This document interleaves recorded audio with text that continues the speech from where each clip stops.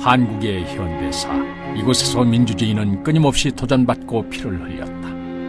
군부 출신 집권 30년의 후유증은 길고도 깊었다.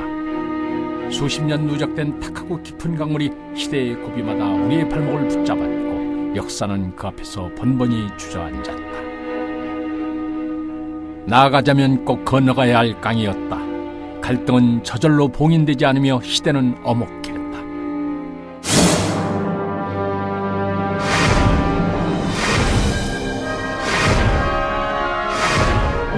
참여정부 5년, 우리는 지금 어디에 서 있는가?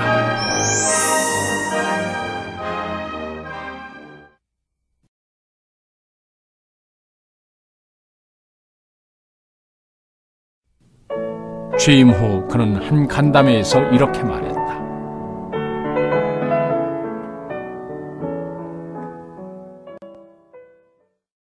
그 의미에 대해서는 본인이 어떻게 생각하는지 모르겠지만 제가 볼 때는 참여정부의 성격을 잘 드러낸 거다. 특히 그 헌정사에서 민주주의 역사에 있어서 참여정부가 소위 그 일로 상경으로 상징되는 구정치의 마지막 종지부를 거기서 봤습니다. 종래 정치권의 수혜를 받지 않은 건 아닌데 그럼에도 불구하고 그때 당시에 젊은 층을 중심으로 한 시민사회의 그냥 광범위한 요구가 수용이 돼서 대통령이 만들어진 측면이 상당히 강합니다. 다시 말해서 일반 시민들의 대통령, 이런 측면이 기존 대통령에 비해서는 상당히 강한 그런 집권자죠. 그는 확실히 지금까지의 대통령과는 달랐다. 그것은 그에게 요구되는 역할이 달랐다는 의미이기도 하다. 한마디로 굉장히 그 전환기적 성격을 가지고 있습니다. 예를 들자면 옛날에는 굉장히 뭐 시장이나 우리 사회를 그 발전을 주도하는 그런 아버지 같은 역할을 했더라면은 이제는 좀 어머니와 같은 역할, 시장이 오히려 앞서가고 정부가 뒤에서 지원하고 또 서비스하는 이런 이제 그런 기능과 역할로 이제 바뀌게 되는 이런 전환기적인 그런 상황이죠. 전환기. 그것은 해결해야 할 구시대는 다 가지도 않았는데 새 시대는 이미 와버린 형국이었다. 전환기는 늘 위태롭고 경계는 늘 위험하다. 사실 참여정부만큼 전방위적인 비판을 받아본 정권도 없었다. 요구는 번물처럼 터져나왔고 보수는 보수대로 진보는 진보대로 참여정부를 비판했다. 제가 그 칼날 위에 서 있다는 생각을 가질 때가 많아요. 노동자들을 보호하는 입장을 취하면 어느새 또 뭡니까? 기업이 막 그 항의를 해오고 또 약간 기업 측의 입장을 고려하려고 하면 또 노동자들이 또 막 들고 일어나고 해가지고 정부는 늘 비판의 대상이었고 비판의 요구들은 늘 절박했다. 그러나 진정한 위협은 언제나 그 모든 요구의 절박성, 그 바깥에서 왔다. 63일간의 침묵이었다. 취임 1년 한 달여 만에 탄핵. 거리에서는 연일 촛불 시위가 열리고 있었지만 대통령은 아직도 정신으로 나오지 못했다. 정족 수에 이르지 못하였으므로 이를 기각하기로 2004년 5월 14일 아침이었다. 꼭 2달여 만에 그는 다시 대통령으로 돌아왔다. 국민 여러분, 지난 2달 동안 얼마나 걱정이 많으셨습니까?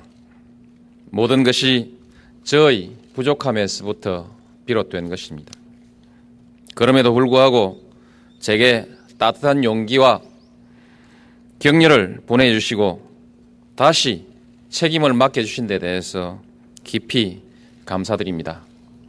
감사의 인사, 그거면 충분하다고 생각했다. 그러나 대통령은 거기에 만족하지 않았다. 존경하는 국민 여러분, 경제가 어렵습니다. 몸이 허약해진 사람에게, 중병에 걸린 사람에게 주사 몇 대로, 영양제 몇 대로 당장 이렇게 세워서 걸어라, 뛰라 이렇게 할 수 있다고는 생각지 않습니다. 무리한 정책을 쓰다가 몇 년 뒤에 경제를 더욱 어렵게 만들었던 여러 차례의 경험을 우리는 가지고 있습니다. 다시 이와 같은 어리석음을 범해서는 안 된다고 생각합니다. 원칙이 아닌 것은 원칙으로 바로 세워나가야 합니다. 어렵다는 이유로 당장의 발등에 불을 꺼야 한다는 이유로 이와 같은 원칙을 포기하는 일은 없어야 합니다. 그것은 경제 위기론에 대한 정면 부정이었다. 언론은 들끓었다. 당시 한국은 경제 위기론에 사로잡혀 있었다. 너도 나도 위기라고 말했다. 복귀 기자회견은 바로 그 경제 위기론을 정면에서 반박한 것이었다. 특별히 위기 그 징후들은 나타나지 않는데 그런 부분들이 너무 과도해서 우리 경제가 그다지 어렵지 않다. 당시에 아마 제가 기억하기로 주가가 종합주가지수가 아마 900포인트 정도 갔으리라고 생각합니다. 그래서 그 주식시장도 약간은 살아나고 있는 분위기였고. 과연 뭐가 경제위기냐? 예를 들면 투자가 안 되느냐? 성장이 안 되느냐?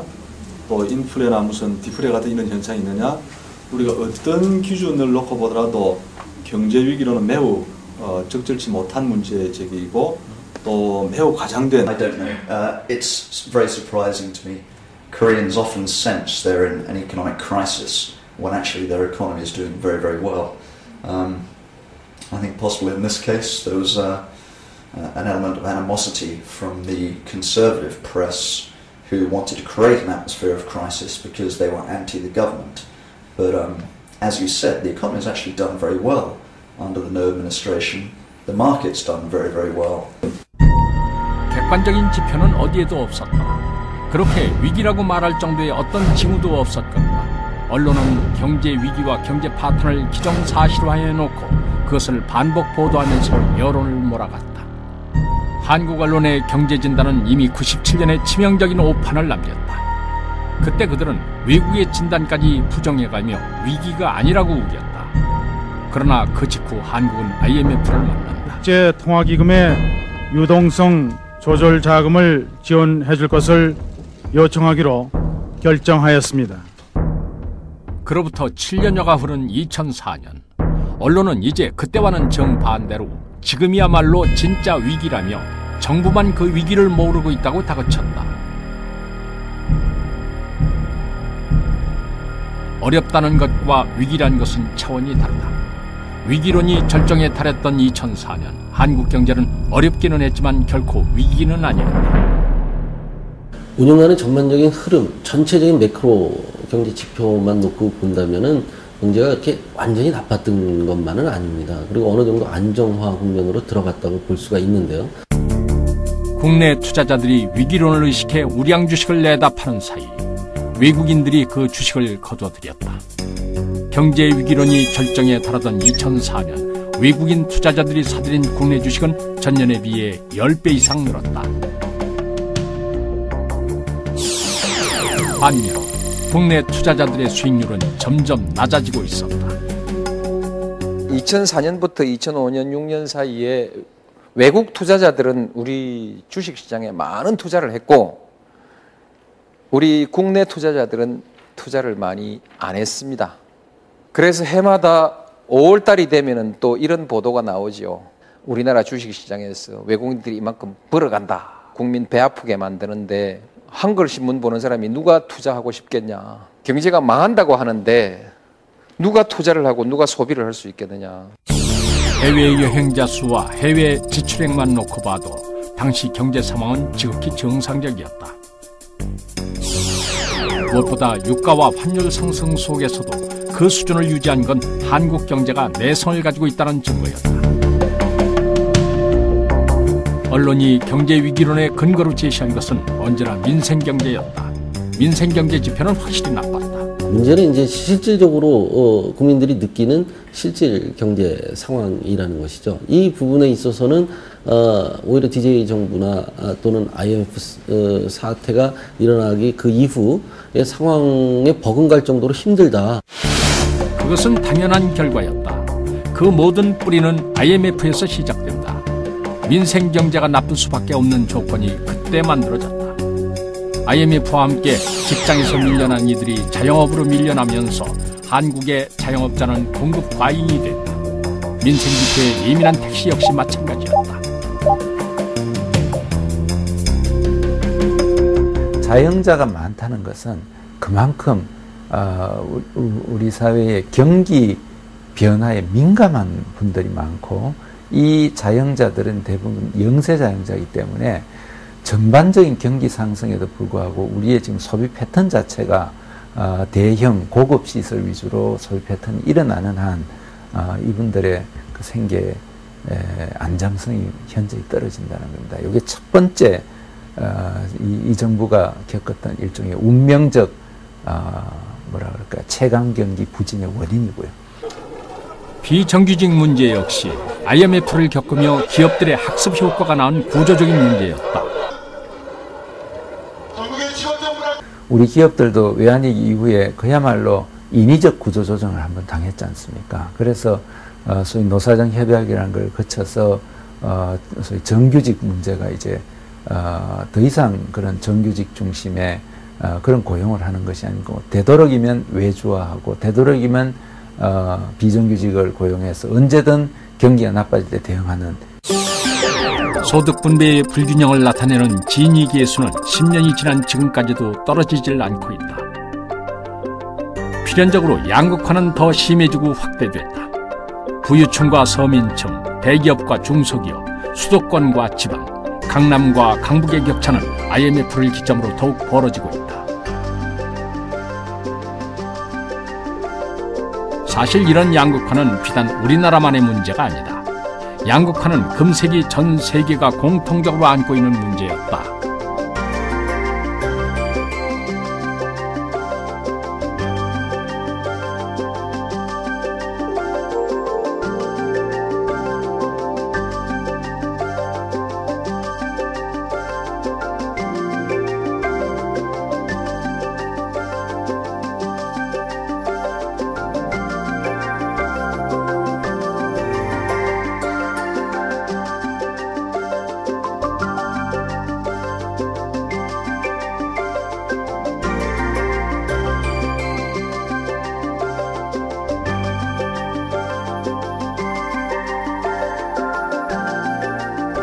건강한 사회는 중산층이 틈실한 안정적인 다이아몬드 구조지만 지금 세계는 중산층이 붕괴하고 빈곤층이 증가하는 호리병 구조로 변해가고 있다. 이제 테니스 선수들 보면 랭킹 1위하고 뭐 15위하고 실력 차이는 종이 한 장 차이인데 그 소득 격차는 몇십 배의 차이가 벌어지죠. 그런 것처럼 이 경제 생활의 모든 영역에서 이렇게 이제 승자 독식의 경향이 강하게 나타나고 있습니다. 소득 격차가 벌어지면서 상대적 빈곤율, 즉 전체 평균 소득의 절반보다 적게 버는 사람이 전체 인구에서 차지하는 비율은 점점 더 높아지고 있다.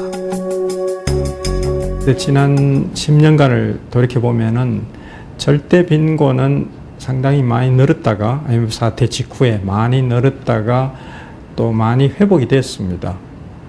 그래서 지금 더 문제가 되는 것은 상대적 빈곤이고요. 그거로 인한 상대적 박탈감을 느끼는데 이것이 그 강도가 예를 들어 10년 전하고 비교했을 때 지금이 훨씬 더 심하다. 결국 세계 경제 구조의 문제에서 오는 양극화 문제는 사회적 분배로 최소화해 갈 수밖에 없다. 우리나라는 뭐 분배 자체를 아예 무시했고요. 복지를 무시했고 지난 40년간을 성장 일변도로 왔기 때문에 아주 예외적인 나라입니다. 아주 기형적인 나라고요. 이런 나라가 없습니다. 없는데 분배 복지를 당연히 외국 같으면 이야기하는데 그걸 이야기하는 것 자체가 금기로 돼 있고 그거 이야기하면 좌파고 뭐 과격한 생각, 틀린 생각 이렇게 등식화되는 아주 희한한 나라에 우리가 살고 있습니다. 비극이죠. 우리나라 현대사가 가져온 비극입니다. 시장에 맡겨놓으면 시장은 자본주의에서 분명히 시장이 탈락자들이 생기고 그 탈락자들은 그대로 방치했을 때 사회로 다시 돌아오지 못하고 소외되게 됩니다. 이 일들을 국가가 해줘야 되는 거죠. 그래서 19세기 이후에 계속적으로 보면 국가가 계속 시장에 대해서 개입하는 방식으로 복지정책에 대해서 개입할 수밖에 없지 않느냐. 우리나라의 복지비 비중은 늘 제자리 걸음이었다. 그나마 국민의 정부 때부터 복지 개념이 도입됐다.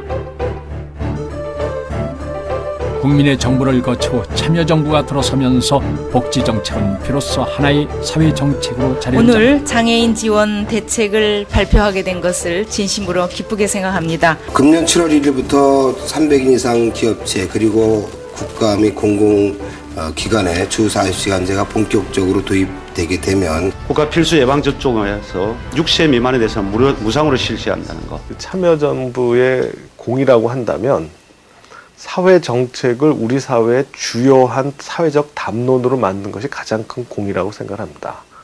그러니까 우리가 보통 이야기하는 사회 양극화 문제라든지 또는 저출산 고령화의 문제, 그 이제 성장 담론 이런 것도 사실은 시민사회라 학계에 앞서서 정부가 먼저 문제를 발굴해서 정리해서 아젠다로 만들고 이슈로 만들고 그런 측면이 있거든요. 참여정부 기간 중에 저출산 고령화, 양극화, 성장 잠재력 하락 등에 대응하기 위한 재정의 역할이 강화되었습니다. 성장과 복지가 함께 가는 동반 성장 패러다임 하에서 복지 지출 비중을 증가시키기 위한 세출 구조 조정이 이루어졌습니다. 참여정부 복지사회정책의 핵심은 복지나 사회정책이 소비가 아니라 투자라는 개념으로 바꾼다는 데 있다. 복지사회정책이 경제적 부담이 아니라 경제성장과 동반성장의 토대라는 원리다. 이 측면에서 참여정부는 경제정책과 사회정책을 통합적으로 추진한 최초의 정부였다.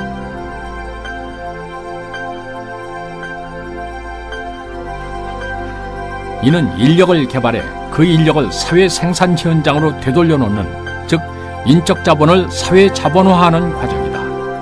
실업급여 사무소였던 고용지원센터가 선진 고용지원 서비스 기관으로 탈바꿈한 것은 그 한 예다. 고용지원센터를 통한 구직자 수와 취업률은 더디지만 그래도 꾸준히 증가하고 있다. 이 과정에서 필연적으로 복지 지출이 늘어났다. 그러나 아직도 이 예산은 결코 높은 게 아니었다. 서울행 같은 데는 30%에 근접해 있고요. 그런 측면에서 재정적인 측면에서 봐도 아직은 좀 취약하다 그렇게 볼 수 있겠죠. 복지 예산을 20%에서 28% 비중으로 늘렸거든요. 그러니까 이것은 굉장히 빨리 늘어난 그런 그 숫자죠. 그러나 그럼에도 불구하고 아직도 나는 좀 그 충분히 국가로부터 배려를 받고 있지 못하다라고 생각하는 사람들이 많이 있는 것이죠. 좀 사람답게 사는 세상으로 가려면 함께 좀 살도록 해야 되는데, 대한민국은 지금 국민소득 2만 달러라고 그러지만 되게 지금 선진국들이 10,000달러 시대에 하던 정도의 그런 국가 역할밖에 못하고 있습니다. 28%의 복지 지출은 OECD국 중 최하위 수준, 멕시코보다도 낮은 수준이다. 그러나 언론은 이 정도의 증가도 못 견뎌야 했다. 양극화의 문제를 해결해보려는 근본적인 논의는 실종됐고 성장이냐 복지냐는 소모전만이 계속됐다. 워낙 바탕 자체가 취약이기 때문에 이 정도 느린 것 갖고는 양극화를 대처하기에 충분하지 못했던 것이죠. 그래서 참여정부가 흔히 비방하는 사람들이 말하기를 성장도 놓치고 뭐 복지도 놓쳤다 이런 식으로 두 마리의 토끼를 잡으려다 다 놓쳤다 그러는데 그게 아니고요. 그나마 그 정도라도 참여정부가 노력했기 때문에 이 정도 상황에 온 것이고, 그것마저 안 하고 다른 보수파들이 주장하듯이 복지를 계속 무시했더라면 지금보다 양극화가 훨씬 더 심해졌을 겁니다. 문제는 재정이다. 참여정부는 재정을 충당해갈 복지재정 프로그램 비전 2030을 내놓기에 이른다. 국가 비전 2030의 핵심 내용은 2030년까지 이 경제지출이라는 이름으로 기업 지원이라든가 이런 물적 투자 하던 것을 국가재정 대비 20% 수준에서 10% 이하로 내리는 것이 첫 번째 핵심이고, 두 번째 핵심은 그렇게 경제지출을 줄여가지고 만들어진 재원을 다 복지 지출로 돌리는 내용, 그 두 번째 다른 측면. 그러나 이 재정운영 계획에 대해 언론은 다시 좌파 노선이라며 몰아세웠다. 재원 대책 없는 뭐 좌파 비전이라고 그렇게 했는데, 이거 자체가 재정운영 계획인데 그 신문 기자들은 눈 감고 사는지, 재정운영 계획을 내놨는데 재정 대책이 없다 그러니까. 성장은 중요하고 필요한 겁니다. 어느 나라나 다 중시하죠. 참여정부도 마찬가지고요. 그러나 성장만으로 해결되지 않는 문제가 많습니다. 그 양극화가 심해지는 한국과 같은 나라의 경우에는 성장만으로는 빈곤이나 양극화가 해결 안 되기 때문에 성장을 중시하되 동시에 양극화를 해결하는 다른 많은 사회 정책이 필요한 것이고 복지 정책도 필요한 겁니다. 근데 지금 저 보수파의 생각은 성장만 하면은 다른 문제가 다 해결될 것이다 이렇게 생각하는 것 같은데 그게 큰 착각이죠. 비전 2030이 나오자 또 한 번 성장 제1논이 고개를 들었다. 성장과 분배를 분리하는 논리. 성장으로 말하자면 우리나라의 성장률은 평균 4.3%로 OECD 평균 성장률을 웃도는 수준이다. 경제가 성장할수록 그 성숙이 될수록 요소 투입에는 이제 한계가 있기 마련이기 때문에 성장률이 점진적으로 낮아지게 되는 것이 일반적인 현상입니다. 제가 보는 견지에는 잠재 성장률은 한 5% 정도, 또 시간이 흐를수록 이 부분은 점차 낮아지는 추세를 나타낼 것으로 이렇게 기대를 합니다. 경제 성장률이 높다고 다 좋은 것은 아니다. 성장률이 높아지면 물가 금리도 함께 오르고 만약 7% 성장률이라면 그때의 금리는 7%, 물가는 4, 5%가 함께 오른다.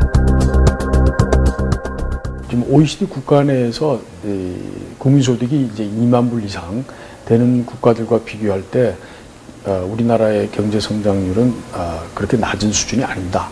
오히려 지금 이제 3만 불 이상 되는 국가들, 뭐 미국이라든지 그다음에 북유럽 국가들 볼 때 성장률이 2.5% 내외라고 볼 때 저희 나라는 지금 그래도 4% 내지 4.5%를 참여정부 기간 중에 유지했기 때문에 오히려 그들과 비교해 볼 때 약간 높은 수준이었다. I believe that many Koreans are still looking at their economy through the lens of the 1970s and 1980s when you had, 7-8% growth. Korea is now the 11th richest country in the world. It's a very, very major economy. And those kind of growth projections are, I think, probably unrealistic now.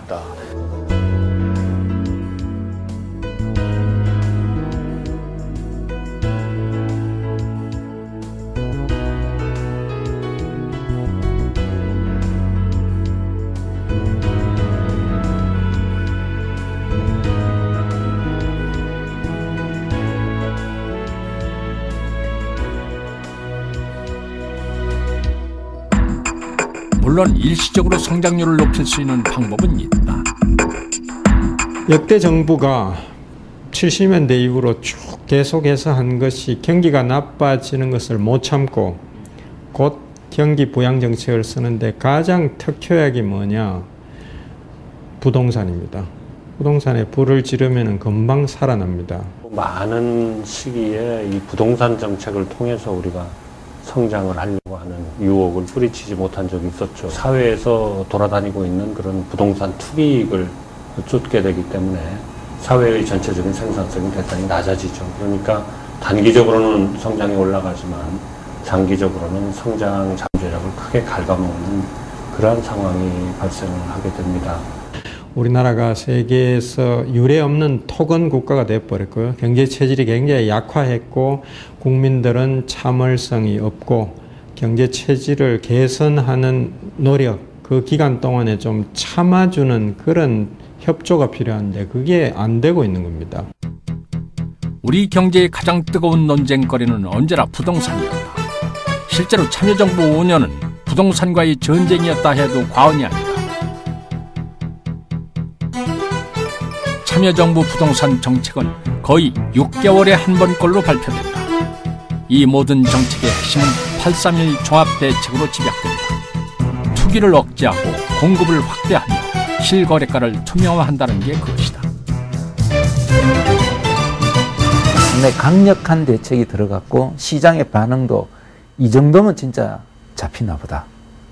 이렇게 판단할 정도였습니다. 831 정책은 아마 중국도 그걸 공부할 정도로, 중국 아시겠지만 거기도 부동산 가격이 굉장히 빠른 속도로 오르고 있는 나라입니다만은 적어도 이 정도면 선진국 어디 내놔도 우리가 충분한 그 부동산 시스템을 구축하는 거다 했습니다. 그러던 것이 결국은 작년 중하반기에 두 개의 요인이죠. 하나는 여전히 저금리 상태에서 대출이 무분별하게 일어나면서 자금이 퍼져나갔고요. 또 하나는 그 공급 부족에 대한 우려 내지는 분양가가 안 내려갈 것에 대한 우려 때문에 초과 수요가 발생했고. 당시 폭등은 세계적 추세로 그나마 그 조건 속에서 금융위기로의 확산을 막은 것은 우리나라뿐이었다. 이제 미국의 비우량 주택 대출, 영어로는 서브프라임이라고 얘기를 합니다만 그것 때문에 많은 어려움을 겪고 있습니다. 그 주택 담보 대출에 있어서 담보 인정 비율이 거의 주택 가격의 90% 100%에 달하는 상황이 벌어진 것. 일본은 부동산 거품이 꺼지면서 바로 금융위기로 연결이 됐는데 그 이유는 일본의 LTV가 굉장히 높기 때문에 그런 것이죠. 그러니까 부동산 가격이 하락하면 바로 금융위기로 연결됩니다. 근데 한국은 그게 50-60%로서 상당한 여유가 있기 때문에 그게 안전판 구실을 한 겁니다. 네, 우리 경우에는 부동산 시장에 여러 가지 어려움이 닥치더라도 그것이 금융기관의 부실과 이렇게 금융시장의 불안정으로 연결될 가능성은 굉장히 낮다. 이렇게 평가를 합니다. 부동산은 지난 수십 년 동안 한국 경제의 발목을 붙잡아왔다. 태생적으로 일반 물건 상품과 달리 부족하다고 해서 바로 공급할 수 있는 게 아니고 부족해졌다 할 때 공급하면 최소한 3년의 시차가 발생합니다. 그래서 부족해졌다고 해서 또 많이 공급하면 3년 뒤에는 과잉 공급이 생길 수가 있습니다. 어떻게 얘기하면 배춧값보다도 더 예측하기 어려운 물건입니다. 또 너무 욕심을 내서 성장률을 더 높이려고 또 통화량을 돈을 많이 찍는다든가 또는 부동산 경기를 자극한다든가 이런 행동을 했을 때 경기가 과열되고 성장률은 높아지지만은 체질이 약화해서 두고두고 경제를 나쁘게 만들 그런 위험이 상당히 있다. 부양책을 쓰는 경우에 일시적으로 올라가게 되겠습니다만은 능력 이상으로 이 경제를 부추기게 될 경우에는 반드시 그 대가를 치르게 됩니다. 경기가 상승할 때는 그 혜택이 저소득층에게 가장 늦게 도달하게 되고 경기가 하강할 때는 가장 먼저 피해를 받는 계층이 저소득층입니다. 참여정부가 경제정책 전반에서 일관되게 지켜온 최고의 정책은 부양책을 쓰지 않겠다는 것이었다. 참여정부가 말한 것은 무리한 경기 부양책을 쓰지 않겠다 이렇게 말했어. 무엇이 무리한 경기 부양책이냐? 원칙을 벗어나 후유증이 있을 수 있는 것을 무리한 경기 부양책이라고 그렇게 말할 수 있습니다. 왜 제가 그것을 강조했냐? 왜 무리한 경기 부양책을 쓰지 않겠다고 말했냐면 과거에 무리한 경기 부양책 때문에 우리 경제가 골병 들었던 일이 있기 때문에 골병이라는 말은 괜찮죠. 참고 견디는 과정이 필요했다. 결국 치솟던 부동산 값은 2007년에 들어서면서 잡히기 시작했다. 그것은 부동산 세제 개혁과 부동산 거래의 투명화 등 근본적인 문제 해결 정책을 일관되게 지켜온 결과였다. 부양책을 쓰지 않고 근본적인 문제 해결 정책을 끈질기게 유지했던 점은 참여정부의 최대 공적이기도 합니다. 첫 번째 투명합니다. 투명합니다. 이거는 부동산 통계도 투명화해야 되고 부동산 가격도 투명화해야 되고 모든 것을 투명화하자. 그래서 저는 참여정부 부동산 정책의 불후의 성과는 투명하다. 이건 아무도 부인하지 않습니다.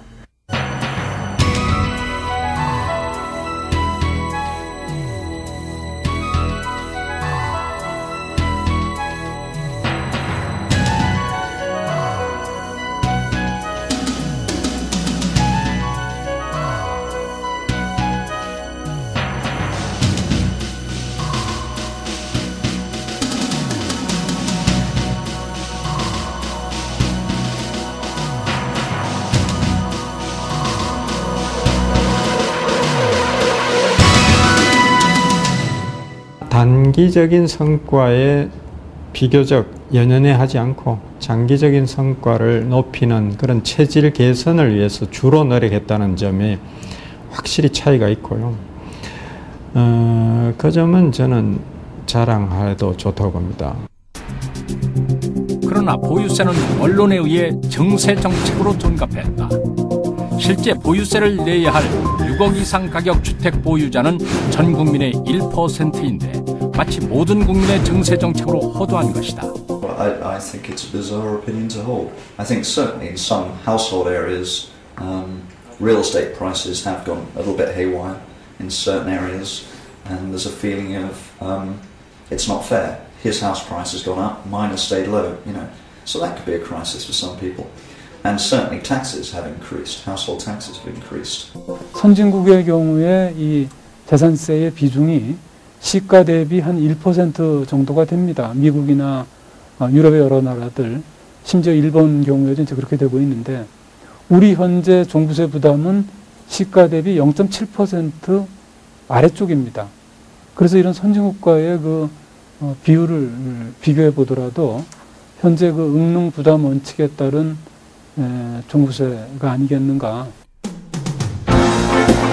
부동산과의 전쟁 중에도 대한민국의 거시경제 지표는 상당히 높다. 이는 우리 경제가 점점 투명하고 공정한 시스템으로 변화하면서 체제를 강화시킨 결과다.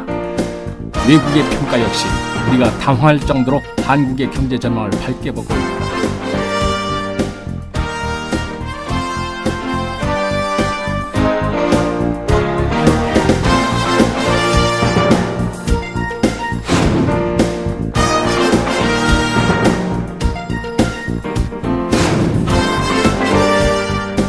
우리나라가 오는 2050년엔 1인당 국내 총생산 GDP가 8만 $1,000로 일본, 독일 등을 누르고 세계 2위의 부국이 될 것이라고 골드만삭스가 예측했습니다.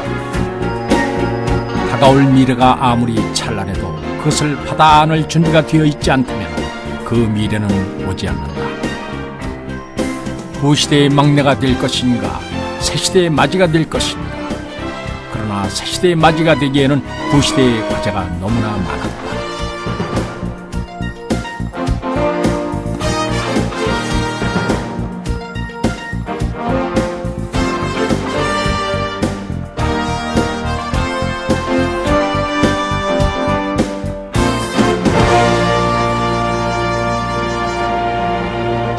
참여정부 대통령은 설거지 대통령입니다. 20년, 30년군 묵은 과제들을 다 해결을 했습니다. 행정수도는 30년 묵은 과제이고 용산기지 이전 전시 작전 작통권 그리고 국방개혁 일성정부 20년 묵은 과제이며 방패장구지 선정 장항공단은 18년 묵은 과제이고 사법개혁은 10년 이상 끌던 과제이고 항만노무 공급체계는 세계 어느 정부도 맨입에 해결하지 못했던 수백 년, 100년이 넘는 꼴통 과제의 것을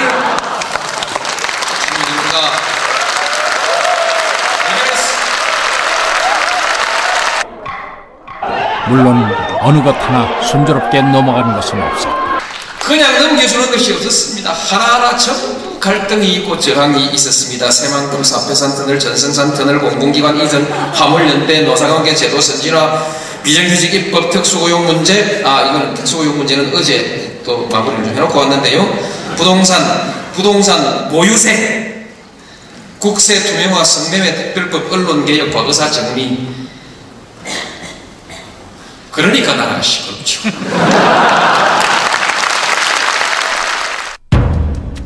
참여정부는 어느 정부도 손대지 못한 채 수십 년씩 묵혀둔 과제들을 모두 끄집어내 해결하고 넘어가자고 내놓았다. 그러니까 나라가 시끄럽죠. 전 거셌다. 각 집단의 이해관계가 앞섰고 단 한 가지도 제대로 넘어가는 것이 없었다. 참여정부의 정책에 대해서는 여러 가지를 지금 발목을 잡았었기 때문에 한두 가지가 아닌데, 우선 행정수도 이전하는 문제에 대해서 위헌 결정이 날 정도로 한나라당이 강하게 발목을 잡았지 않습니까? 이미 그거는 16대 국회에서 특별법까지 여야 합의로 만들었던 걸 17대에 와서 다시 말하자면 발목을 잡은 거 아닙니까? 이러면서 아주 굉장한 그 위기에 처해 있었죠. 토지 매수가 늦어지면은 가격이 더 올라가가지고 결국 국민적 부담이 더 커지게 되는 거죠. 이런 그 국가적인 낭비를 초래하는 거기 때문에 아주 곤란한 그런 일이고. 그렇다고 해서 사실 참여정부가 하려고 했던 것 중 하지 못한 것은 하나도 없다. 참으로 알 수 없는 것은 이 모든 것이 과거 막강한 권력을 가지고 있던 권위주의 정권에서도 해결하지 못했던 문제들이란 것이다. 이런 과제들이 왜 오랫동안 장기화되느냐 하는 건 여러 가지 이유가 있습니다. 첫 번째는 각각의 과제가 가지고 있는 문제의 복잡성, 또 아주 이 치열한 어떤 갈등 구조, 그 다음에 이런 틀 속에서 그 과거 정부와 정치권들이 책임을 지지 않으려고 하는 그런 그 성향 때문에 대개 다음 정부로 다 지연되는 것이거든요. 참여정부도 그냥 그저 막 시끄럽지 않기를 바라고, 또 당장의 어떤 국민들의 지지 이런 쪽만 중시했다면 무슨 다음 정부로 미뤄버려도 아무도 나무라지 않을 수 있었는데, 참여정부는 시비를 무릅쓰고, 그 다음에 또 눈앞의 지지의 어떤 흔들림을 무릅쓰고 필요한 일들을 다 해나간 것이죠.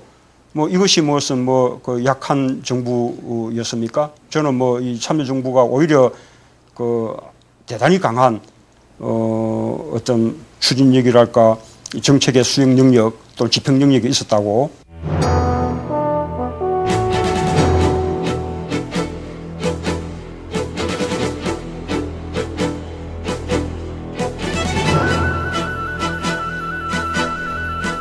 힘은 어디에서 나오는가? 두 가지만 얘기해보자. 수십 년째 해결하지 못한 채 골칫거리로 남겨져 있었던 수도권 분산책과 방패장 문제. 과거 막강한 권력을 가진 권위주의 정권도 해결하지 못했던 이 과제를 참여정부는 어떻게 해결했는가? 먼저 방패장의 경우를 보자. 이는 19년을 무거운 과제로 무려 60여만 년을 보관해야만 하는 골칫덩어리 폐기물 때문에 늘 그 부지가 문제였다. 방사선 폐기물은 원자력 발전소뿐만 아니라 우리가 병원에서 방사선 치료를 하거나 안전성 검사, 정밀 측정 등 방사성 동위 원소를 이용하는 산업체에서도 발생합니다. 이러한 방사선 폐기물의 안전한 관리와 처분은 매우 중요한 일입니다. 무엇보다도 에너지의 97%를 수입에 의존하고 있고 전력의 40%를 원자력에 의존하고 있는 우리나라에서 방패장은 필수 불가결한 시설입니다. 그동안 몇 군데 부지가 선정됐으나 모두 강한 저항에 부딪혔다. 중앙정부의 일방적인 정책 결정과 집행의 결과였다. 참여정부는 접근 방법을 바꿨다. 유지 희망지역 신청을 받기 시작했고 마침내 부안으로 결정이 났다. 그러나 주민들은 격렬히 반대했다. 참여정부는 이 반대를 다시 존중한다. 급기야 주민투표법이 나왔다. 결과는 대성공이었다. 주민들은 투표로 의사를 결정했고 결국 경주로 결정되면서 19년을 끌어온 문제는 말끔하게 해결이 된다. 또 하나 수도권 문제를 보자.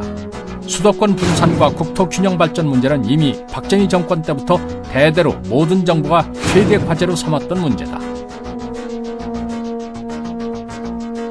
국토 11%의 땅에 국민의 절반 가까이가 밀집돼 있다는 것 자체부터가 비정상적인 일이다.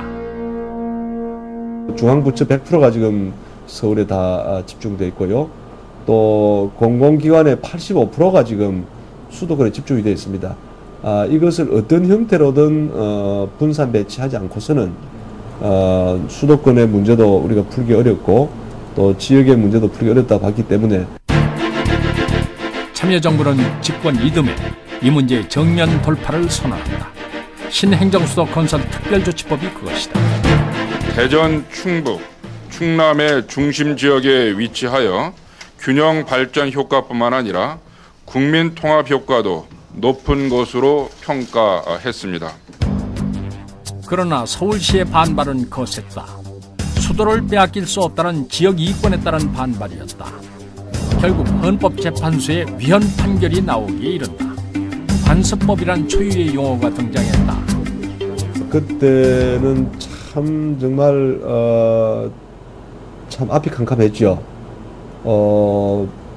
헌재의 결정이기 때문에 그것을 우리가 존중해야 하지만 참여정부가 그 지방분권과 국가균형발전 정책 이런 큰 이제 목표를 내걸고 우리 사회의 이제 발전 궤도를 좀 수정하면서 다음 단계로 도약하기 위한 큰 포부를 이제 가지고 출발하지 않았습니까?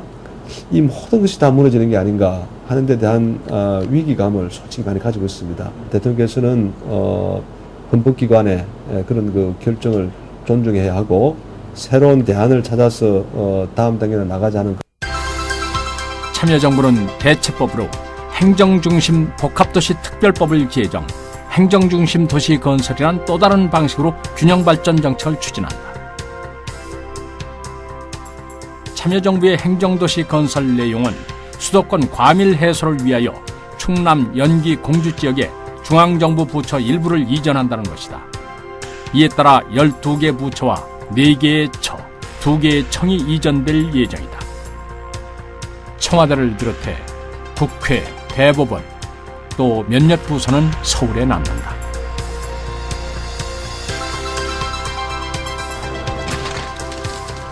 현재 행정수도는 착공식을 마치고 오는 2012년부터 이전을 시작할 예정입니다. 동시에 10개 시도에 혁신도시를 지정, 수도권에 집중되어 있는 공공기관을 분산 배치하게 된다. 또한 무안, 원주 등 6개 기업도시를 선정하여 2007년 태안을 시발로 순차적으로 착공할 계획입니다.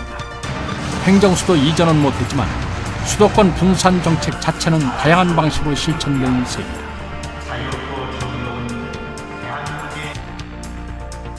이 2개에 의해서 참여정부가 제시한 해법은 상당히 의미가 있다. 그것은 권위주의 시대를 극복한 민주주의 정권이 새롭게 만들어낸 갈등 해결 모델이었다. 참여정부가 제시한 첫 번째 모델은 철저히 민주주의 절차에 맡긴다는 것이었다. 대화와 타협, 경쟁과 승복의 전 과정을 투명하게 열어놓아 돌파구를 찾는 방식이었다. 몇 가지 원칙을 정했던 거예요. 그 중에서 제일 중요한 것이 결국 그 주민투표에 의해 가지고 공식적으로 처리를 하는 것이 제일 확실하고 몇 군데 경쟁을 붙이는 게 좋겠다. 그래서 경쟁을 붙이려면은 그만큼 반대급부를 제시를 해야 되는 거죠. 그렇게 정책을 이제 방향을 전환시킨 겁니다. 그러니까 정부가 일방적으로 결정해서 밀고 들어가는 것이 아니고 이 입찰을 붙이듯이 이런 조건을 줄 테니까 이걸 원하는 지방자치체에서는 신청을 해라. 그러니까 정부가 하향식으로 미는 게 아니고 상향식으로 주민들이 이 경쟁에 참여하도록 하는 그런 방식으로 전환한 것이 아주 중요한. 그러니까 어떤 접근 방식을 취하느냐는 게 매우 중요한데 지금 말씀드린 대로 대화와 타협을 통해서 또 해당 집단의 의사를 정확하게 물어서 민주적 방식으로 이렇게 해결했기 때문에 그 성과가 매우 큰. 두 번째 모델은 해야 한다는 당위성과 명분을 끝까지 포기하지 않는 원칙의 고수였다. 법을 바꾸고 설득하며 결국 국토균형 발전안 통과되기에 이른다. 큰 방향 전환이 이루어졌다고 생각합니다. 그동안 이제 우리가 수도권 중심으로 이렇게 그 발전해 왔는데 지역에도 새로운 발전의 기회를 만들자. 수도권은 또 새롭게 그 도약하는 기회를 만들자. 이렇게 이제 정책을 했고, 말하자면 지금까지는 발전의 거점이 수도권하고 영남의 일부였다면 발전 거점을 4개, 5개, 6개 좀 더 만들자는 것이거든요.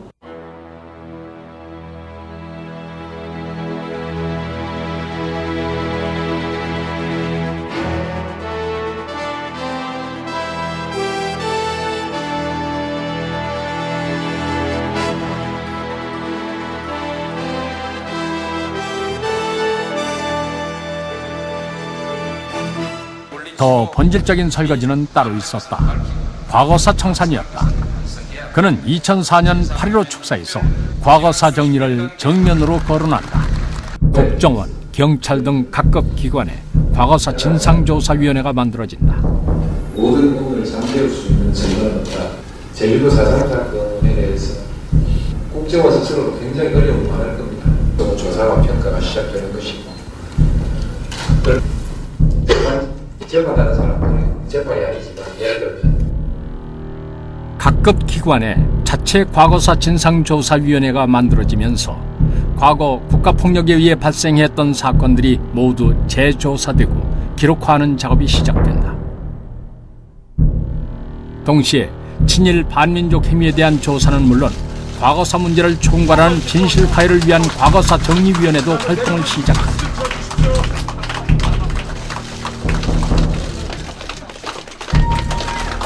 국가정보원 과거사 진실규명발전위원회는 조금 전인 오후 1시 지난 70년대 일어난 인혁당, 민청학년 사건에 대해 정권의 의도에 따라 중앙정보부에 의해 조작된 것으로 조사됐다며 이같이 발표했습니다. 그래서 한국 현대사를 우리가 흔히 봉인된 역사 이렇게 얘기합니다. 진실이 밝혀지지 않고 왜곡된 역사가 지배하는 그런 역사였다고 하는데요. 참여정부의 과거사 정리 작업이라고 하는 건 이 굴절되고 왜곡된 역사를 정상화시켜서 과거와 현재와 그리고 미래가 이제 하나로 연결될 수 있는, 즉 미래로 나아가는 제대로 된 길을 열기 위한 작업. 과거사라는 것은 아주 연속적인 인권 침해 상황입니다. 그것이 시정되지 않을 될 때까지요. 그래서 어쨌든 피해자의 어떤 권리 회복, 정의의 관점에서도 과거 청산이 필요하고, 또 하나는 이제 그런 국가 폭력을 야기했던 사회의 어떤 제도적, 법적인 그런 기반들이 별로 그렇게 치유되지 않았다라는 거죠. 그래서 과거 청산 작업이 단지 과거에 있었던 옛날 사건을 들추어내는 것에 그치지 않고 현재형 그리고 미래형의 어떤 제도 개혁 운동이라고 생각을 합니다.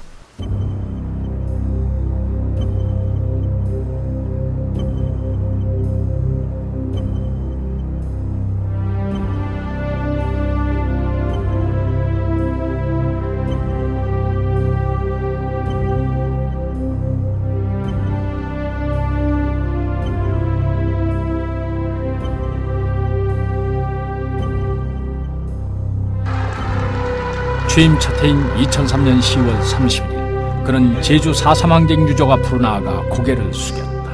유족과 제주도민 여러분에게 진심으로 사과와 위로의 말씀을 드립니다. 그것은 최초로 국가가 국가폭력에 대해 공식적으로 인정하는 일이었으며 그는 국가의 부끄러운 진실을 인정하고 국민 앞에 머리를 숙인 최초의 대통령이 됐다. 그것은 우리 시대가 상처와 반목으로 얼룩진 한 시대와 치르는 이별 시기였다. 그는 그렇게 여전히 우리의 발목을 붙잡고 있던 한 시대와 이별을 고했다. 언젠가 그는 새 시대의 맞이가 되고 싶었으나 구시대의 막내가 될지도 모르겠다고 했다. 그러나 한 시대가 마감되지 않으면 새 시대는 오지 않는 법. 새 시대는 이미 그 순간에 시작되고 있었다.